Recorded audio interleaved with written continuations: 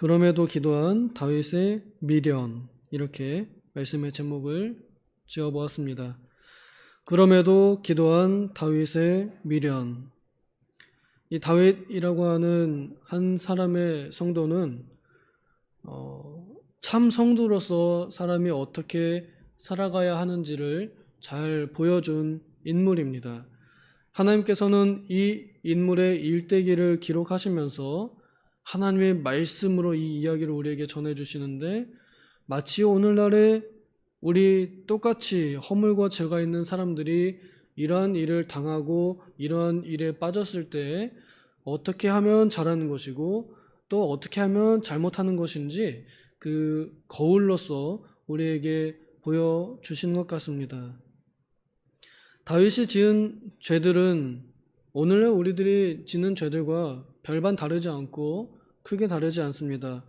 내가 직접 사람을 죽이거나 또 간음을 하지 않았다 하더라도 이러한 죄들의 모습은 우리들에게도 여전히 있습니다. 그러면서도 다윗이 죄를 짓기 전까지 했던 의로운 모습들은 성경에 고이고이 기록되고 간직되어서 많은 성도들에게 여전히 교훈으로 주는 말씀으로 남아 있습니다.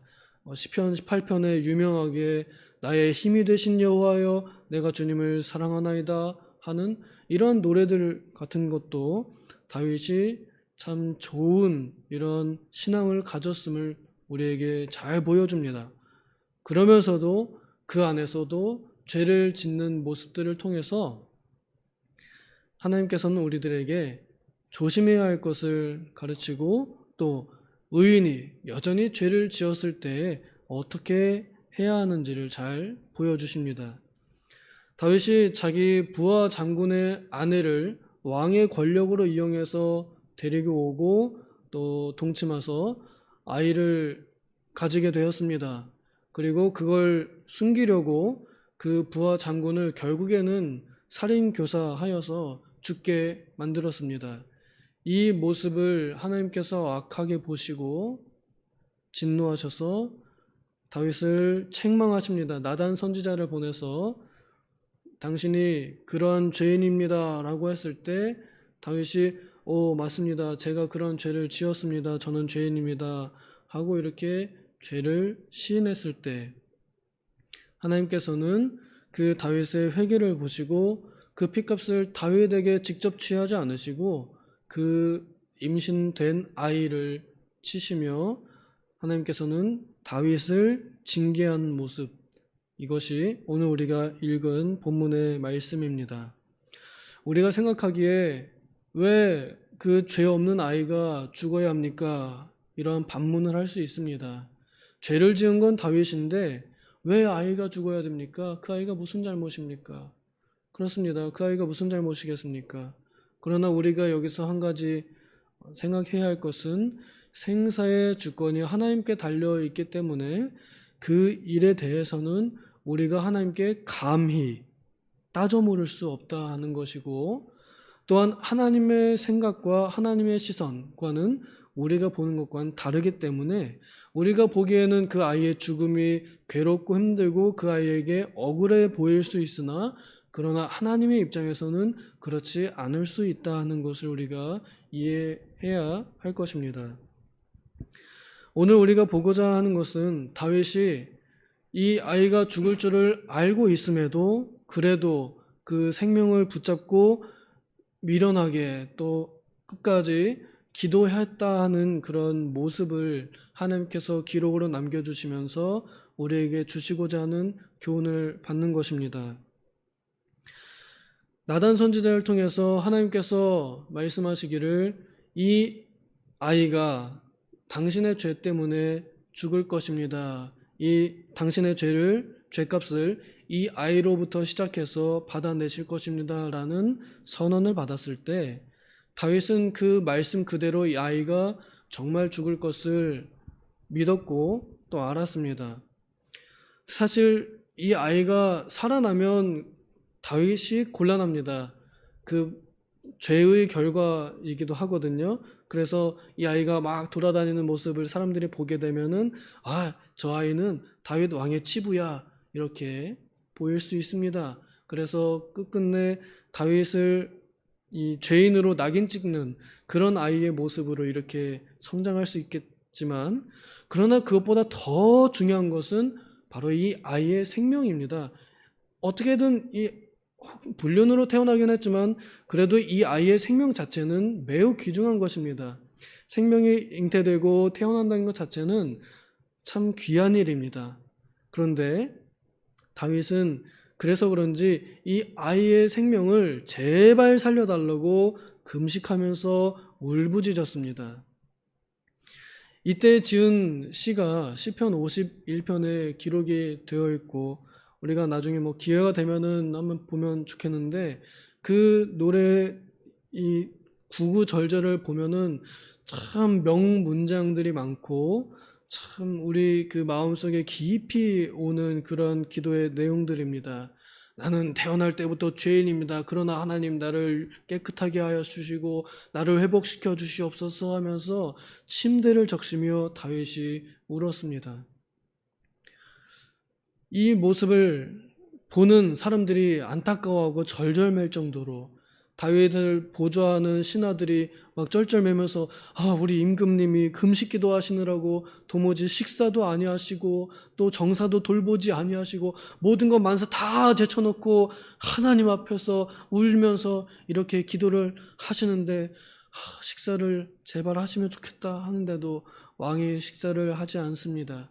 그리고 밤낮으로 울면서 자다가 깨다가 깨면은 기도하고 울고 그러다 지쳐 잠들고 이렇게 다윗이 간절하게 침례를 적시며 기도합니다. 그런데 그 아이가 결국에는 7일 만에 죽습니다. 할례도 받지 못하고 이 아이가 죽습니다. 하나님의 선언대로 되었습니다.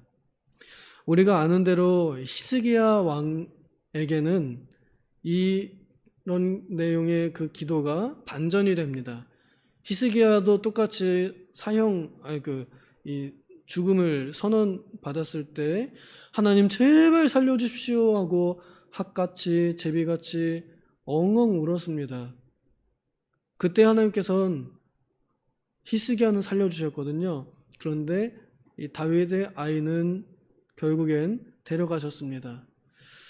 우리가 이 내용을 보면서 교훈을 받는 것이 몇 가지 있습니다. 이제 내일은 이제 받아들임에 대해서 나누겠지만 오늘은 이제 다윗이 그럼에도 포기하지 않은 이 내용에 대해서 우리가 함께 보고자 합니다.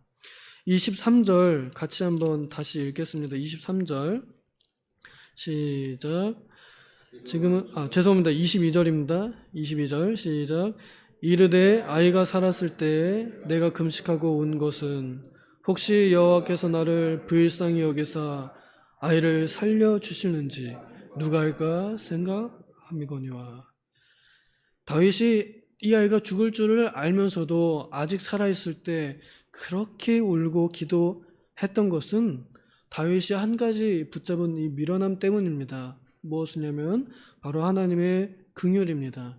하나님께서는 긍휼이 많은 줄을 다윗이 알았고 그것이 다윗이 평생 붙잡은 하나님의 동아줄입니다. 그래서 이때에도 비록 죄인인 것을 다 고백하고 인정하지만 그러나 그 죄인이 붙잡을 수 있는 단 한 가지 이 희망의 끈, 소망의 끈은 하나님의 긍휼이었습니다. 그래서 하나님께서 긍휼이 크심으로 내가 그 긍휼의 이 동아줄을 붙잡으면서 아직 그 살아있는 소망이 있는 때에, 그래서 아직 끝나지 않은 그때에 끝끝내 하나님께서 취하실지라도 끝내 취하실 그때까지 내가 붙잡아야 할 것은 하나님의 긍휼입니다 하면서 그 긍휼의 끈을 붙잡고 하나님께 이 기도의 끈을 놓지 않은 것입니다.